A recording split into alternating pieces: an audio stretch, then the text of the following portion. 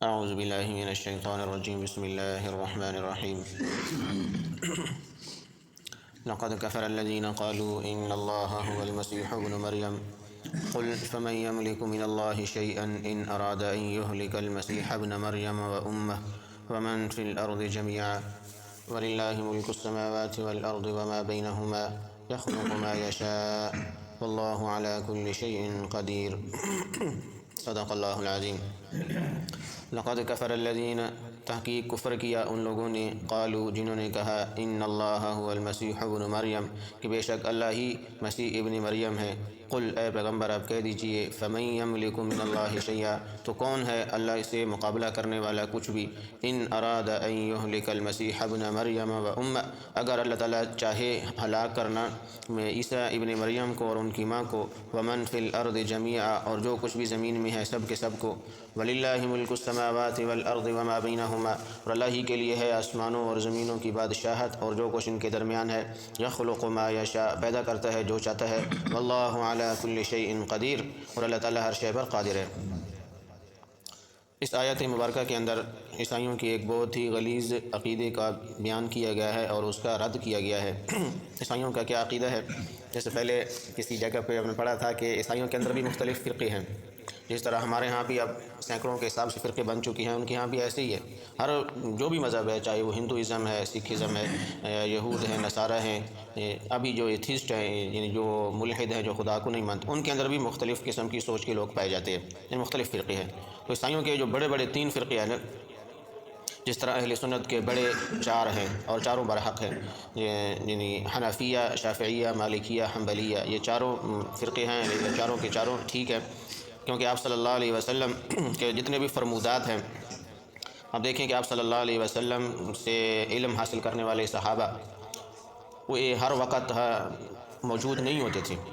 کوئی صحابی اس کا مکان، اس کی جو رہائش ہے وہ 10 کلومیٹر کے فاصلے پہ ہے۔ ایسے بھی صحابہ جنہوں نے 100 کلومیٹر، 200 کلومیٹر کے فاصلے پر، مکہ مدینہ کے اندر صحابہ اور مکہ مدینہ کے درمیان 450 کلومیٹر کے۔ اسی طرح جو طائف میں ہے وہ بہت زیادہ دور ہو گئے۔ اسی طرح دومۃ الجندل ہو گیا، ریاض کی طرف داخل ہو گئے۔ تو یہ صحابہ آتے تھے، علم سیکھنے کے لیے آتے تھے، واپس چلے جاتے تھے۔ تو کسی نے کیا سیکھا، کسی نے کیا سیکھا، اور اس وقت قرآن بھی، قرآن کی جو آیات ہیں بعض دفعہ احکامات منسوخ ہو جاتے تھے، نئے احکام آ جاتے۔ اب ایک صحابی ہے، وہ بہت دور سے آیا ہوا ہے، کئی 100 کلومیٹر کا سفر کر گیا ہے، اس نے ایک چیز سیکھی ہے،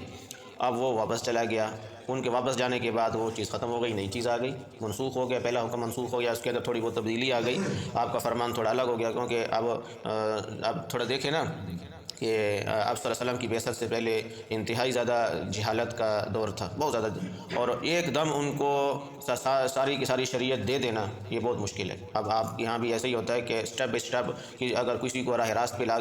لے کے آنا ہو نا، یا کسی سے کوئی چیز چھڑوانی ہو تو اسٹیپ بائی اسٹیپ چھڑواتی، یک دم آپ اس پر یہ بوجھ نہیں ڈالتے ہیں۔ کسی سے کوئی نشے کا عادی ہے، سو آپ وہ نشہ چھڑوانا ہے تو تھوڑا تھوڑا کر کے نا اس پر عرصہ لگتا ہے، ٹائم لگتا ہے۔ اسی طرح آپ صلی اللہ علیہ وسلم نے بھی، اور اللہ تعالیٰ نے بھی قرآن کے اندر، یعنی اسٹیپ بائی اسٹیپ، آپ کو شراب حرام تھی تو ایک دم اللہ تعالیٰ نے یہ نہیں فرما دیا کہ اب شراب حرام ہے، نہیں پی سکتے، نہیں۔ تو پہلے شراب کے بارے میں تھوڑی سی کباہت، اس کی تھوڑی سی، یعنی اس کے اندر جو چیزیں ہوتی ہیں، برائی ہوتی ہے، وہ بیان کی۔ صحابہ کے دلوں کے اندر تھوڑی سی اس کی ہلکی سی نفرت آ گئی، کیونکہ وہ شراب تو ان کی گھٹی میں کے اندر پڑی ہوئی تھی، اب یکدم چھوڑنا ان کے لیے مشکل تھا۔ تو پھر دوسرا حکم آ گیا، پھر تیسرا آیا، چوتھے حکم میں کئی سال لگے، چوتھے حکم میں شراب بالکل یہ حرام ہو گئی۔ تو اس وجہ سے یہ اختلافات پیدا ہو گئے، کسی صحابی نے کیا سیکھا، کسی نے کیا سیکھا۔ تو ایک صحابی آیا، اس نے دیکھا آپ صلی اللہ علیہ وسلم کے بٹن کھلے ہوئے ہیں، گریبان کے کھلے ہوئے ہیں، اور وہ دور کے تھے، انہوں نے آپ کے اس طرح کی حالت دیکھی تو وہ چلے گئے، تو انہوں نے پوری زندگی پھر بٹن بند نہیں کیا، ہمیشہ ان کے بٹن کھلے ہوئے ہوتے تھے۔ اب یہ نہیں کہہ سکتے کہ اس صحابی کا یہ عمل فعل غلط ہے، نہیں، ٹھیک ہے، اپنی جگہ پہ ٹھیک ہے، لیکن آپ صلی اللہ علیہ وسلم کا یہ مستقل معمول نہیں تھا بٹن کھولنے کا۔ انہوں نے اس حالت میں دیکھا تو انہوں نے اس چیز کو ٹھیک سمجھا، کیونکہ وہ دور کے تھے اور دوبارہ وہ آ نہیں سکے۔ ایسے بہت سارے صحابہ ہیں کہ جو آپ صلی اللہ علیہ وسلم کی وفات میں موجود نہیں تھے۔ اس وجہ سے نا ہر صحابی کا جو علم ہے وہ آگے انہوں نے جو منتقل کیا ہے، تو اس سے وہ 4 بڑے بڑے وہ فرقے بنے ہیں، وہ چاروں کے چاروں برحق ہے، اور آپ اس پر ذرا بھی نقد نہیں کر سکتے ہیں، تنقید نہیں کر سکتے ہیں۔ حنفیہ، مالکیہ، حنبلیہ، شافعیہ، یہ 4 ہیں، اور سعودی عرب میں اس وقت حنبلیہ مذہب یعنی رائج، اور ہر ایک کے پاس قرآن اور سنت کی یعنی مضبوط ترین دلائل ہیں، کسی کو غلط نہیں کہہ سکتے ہیں۔ میں ویسے یہ بات آ گئی ہے کہ لوگوں کے ذہن میں آتا ہے کہ یہ بڑے بڑے چار، یہ قرآن ایک ہے، سنت نبی ایک ہے، تو یہ چار فرقے کیسے بن گئے؟ تو اس کی یہ بھی وجہ ہے اور بھی وجوہات ہیں، اس وجہ سے یہ بات ٹھیک نہیں ہے اس طرح کی بات کرنا۔ تو عیسائیوں کے اندر بھی اسی طرح بڑے بڑے 3 فرقے ہیں جن کو اقانیم ثلاثہ بھی کہا جاتا ہے۔ ان میں سے ایک فرقہ کہتا ہے کہ عیسیٰ علیہ الصلاۃ والسلام ہی اصل رب ہیں، جن کا یہاں بیان کیا گیا ہے، لقد کفر الذین قالوا، تحقیق ان لوگوں نے کفر کیا، ان اللہ هو المسیح ابن مریم، جنہوں نے کہا کہ اللہ وہ تو ہے ہی مسیح ابن مریم، یعنی عیسیٰ علیہ السلام ہی حقیقی خدا ہے، ان کا یہاں رد کیا گیا ہے۔ دوسرا فرقہ وہ ہے کہ نہیں، عیسیٰ علیہ السلام اکیلے خدا نہیں ہے، ان کی ماں اور عیسیٰ علیہ السلام دونوں مل کے یہ خدا بنتے ہیں۔ ویسے ان کی بیماری کہہ دیں، عقل کی جو بھی کہہ دیں، بعض لوگوں کے ذہن میں یہ بھی بات آتی ہے، یار ایسے اتنا بڑا ان کا مجمع ہے، وہ کیسے یہ بات کر سکتے ہیں؟ یہ تو عقل میں آنے والی بات نہیں ہے، یعنی ایک انسان کو خدا کیسے بنا سکتے ہیں؟ تو یہ ہمارے ہاں ابھی ایسے، ہمارے اہل سنت کے اندر بھی ایسے بہت سارے لوگ موجود ہیں کہ جو کسی نے آپ صلی اللہ علیہ وسلم کو خدا کے درجے تک پہنچا دیا، کسی نے کسی ولی بزرگ کو، آپ دیکھتے رہتے ہیں، یہ خدا کے درجے تک پہنچا دیا۔ تو یہ بات نہیں ہوتی ہے کہ یہ لوگ اتنا بڑا طبقہ اور پڑھے لکھے لوگ یہ کیسے، یہ جو قادیانی کو نبی مانتے ہیں وہ بھی بہت پڑھے لکھے ہیں، بہت بڑی بڑی پوسٹوں پہ ہیں، بڑے ڈگری ہولڈر ہوتے ہیں، جنہوں نے قادیانی کانے کو، جس کے بارے میں کل بھی بتایا تھا کہ ایسا عقل سے بالکل پیدل تھا، بالکل ایک انتہائی گھٹیا قسم کا انسان تھا، اس کو تو شریف انسان کہنا بھی مشکل ہے، چاہے جائے کہ نبی کہا جائے، اس کو بھی ماننے والے لاکھوں کی تعداد میں اور بہت پڑھے لکھے ہیں۔ اور آپ کے پڑوسی ملک میں بھی گائے کا پیشاب پینے والے بڑے بڑے انجینئر ہیں، بڑے بڑے سیاستدان ہیں، سائنسدان ہیں جو گائے کا پیشاب پیتے ہیں، تو وہ بھی تو بہت پڑھے لکھے ہیں۔ تو یہ بات نہیں ہوتی ہے کہ اتنا پڑھا لکھا طبقہ ایک بات غلط کیسے کر سکتا ہے، وہ بھی کر سکتا ہے۔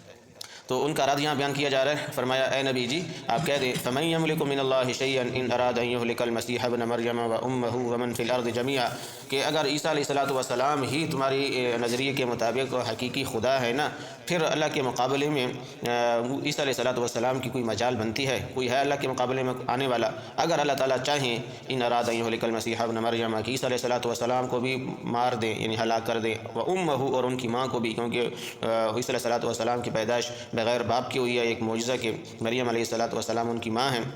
اس وجہ سے ان کی ماں کا یہاں بیان کیا گیا ہے کیونکہ ان کے باپ ہے ہی نہیں، اس وجہ سے تو اللہ تعالیٰ نے فرمایا کہ اگر اللہ تعالیٰ ارادہ کرے عیسیٰ علیہ الصلاۃ والسلام کو مارنے کا اور ان کی ماں کو مارنے کا، اور بلکہ ومن فی الارض جمیعا، زمین میں جو کچھ بھی ہے، تمام انسان، تمام جنات، تمام فرشتے، تمام حیوانات، جمادات، نباتات، جتنی بھی جو کچھ ہے، ان سب کو ختم کرنے کا ارادہ کرے، تو ہے کوئی اللہ کے مقابلے میں آنے والا اور اللہ کو ان چیزوں سے روکنے والا؟ اور تو یہ جب سوال ہوگا تو سارے کہیں گے کہ نہیں، ایسا تو کوئی بھی نہیں کر سکتا۔ تو پھر اللہ کو چھوڑ کر کسی کو معبود حقیقی کیوں بنایا جاتا ہے؟ یعنی جو معبود تو کہا اس کو جاتا ہے کہ جس کے پاس مکمل پاور ہو اور اس کے حکم اور اجازت کے بغیر کوئی پتہ بھی نہ ہل سکے، اس کو عبادت کے صحیح معنی میں لائق وہی ذات ہوتی ہے۔ پھر عیسیٰ علیہ الصلاۃ والسلام کو کیوں تم لوگوں نے خدا بنا لیا ہے؟ وَلِلَّهِ مُلْكُ السَّمَاوَاتِ وَالْأَرْضِ وَمَا بَيْنَهُمَا، اور اللہ ہی کے لیے ہے بادشاہت آسمان و زمین کی اور جو کچھ اس کے درمیان، یعنی تمام کائنات میں جو کچھ بھی ہو رہا ہے یا ہونے والا ہے یا ہو چکا، وہ سارا کا سارا اللہ کی ملکیت میں ہے۔ زمین کا اصل وارث، آسمان کا اصل وارث وہ اللہ کی ذات ہے، کیونکہ وارث تو وہی ہوتا ہے نا جس کے پاس وہ چیز، جو چیز ہوتی ہے موروثہ چیز، وہ اس کے پاس جائے۔ تو انسان بھی آج دعویٰ کرتا ہے یہ چیز میری ہے، حکومت والے بھی دعویٰ کرتے ہیں کہ ہم اس ملک کے بادشاہ ہیں، لیکن اس ملک کے نہ وہ ملک میں ہمیشہ رہتے ہیں، نہ وہ ملک ہمیشہ ان کے پاس رہتا ہے، نہ انسان کے پاس چیز ہمیشہ رہتی ہے، اور نہ انسان چیز کے پاس ہمیشہ رہتا ہے۔ تو یہ حقیقی مالک اور وارث نہیں ہے، اللہ نے ہمیشہ رہنا ہے، کل من علیہا فان ویبقى وجہ ربک ذو الجلال والاکرام، ہر چیز کو فنا ہے، فرشتوں کو بھی فنا ہے، جنات کو بھی ہے، انسانوں کو بھی ہے، جانوروں کو بھی ہے، پرندوں کو بھی ہے، کچھ بھی نہیں ہوگا تو صرف اور صرف اللہ کی ذات ہوگی اور چیزیں موجود ہوگی۔ تو حقیقی بادشاہ کون ہے؟ وہ اللہ کی ذات ہے۔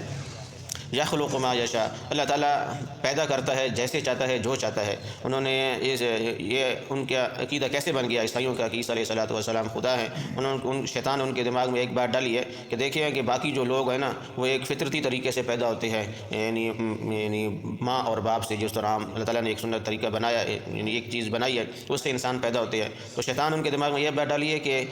یہ جو آپ کا جو ہے نا نبی ہے عیسیٰ علیہ السلام، یہ عام طریقے سے ہٹ کے دنیا میں تشریف لے کے آئے ہیں، اس وجہ سے یہ عام جو لوگ پیدا ہونے والے ہیں ان سے بہت بڑے درجے کے ہیں، یعنی یہ عام طریقے سے ہٹ کے پیدا ہوئے، صرف ماں سے پیدا ہوئے، ان کا باپ نہیں ہے۔ تو اس وجہ سے اب یہ لائق ہیں اس بات کے کہ سارے کے سارے انسان ان کی خدمت کرے، اور ان کی پھر خدمت کرتے کرتے پھر ان کی عبادت پہ لگا دیا۔ تو یہ جو ان کے ذہن میں ایک سوچ پیدا ہوئی نا، جس وجہ سے انہوں نے عیسیٰ علیہ الصلاۃ والسلام کی عبادت شروع کر دی، ان کو خدا بنا لیا، اس کا یہاں رد ہے یخلق ما یشاء۔ کہ اللہ تعالیٰ پیدا کرتا ہے جیسے چاہتا ہے، جو چاہتا ہے، کہ اللہ نے پیدا کیا، اللہ تعالیٰ کسی کو پیدا کرنے میں نہ باپ کے محتاج ہے، نہ ماں کے محتاج ہے۔ آدم علیہ السلام کو بغیر ماں باپ کے پیدا کیا، اور حوا علیہ السلام کو ان کی مائیں پسلی سے پیدا کر دیا۔ اور دوسری جگہ پہ یہ فرمایا بھی ہے، ان مثل عیسیٰ عند اللہ کمثل آدم، عیسیٰ علیہ السلام کی مثال تو اللہ کے جہاں آدم علیہ السلام کی طرح ہے، بلکہ ان سے بھی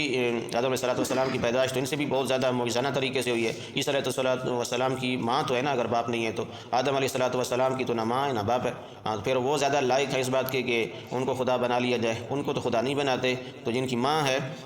ان کو تم لوگوں نے خدا بنا لیا کہ ان کی پیدائش عجیب طریقے سے ہوئی ہے۔ تو اگر یہ عجیب طریقے سے پیدائش پر خدا بنایا جاتا تو آدم علیہ السلام اور حوا علیہ السلام زیادہ لائق تھے اس بات کے۔ واللہ علی کل شیء قدیر، اور اللہ تعالیٰ کی ذات ہر شے پر قادر ہے۔ اللہ تعالیٰ جو چاہیں وہ کرنا چاہیں وہ کر سکتے ہیں۔ اللہ تعالیٰ عمل کی توفیق عطا فرمائے۔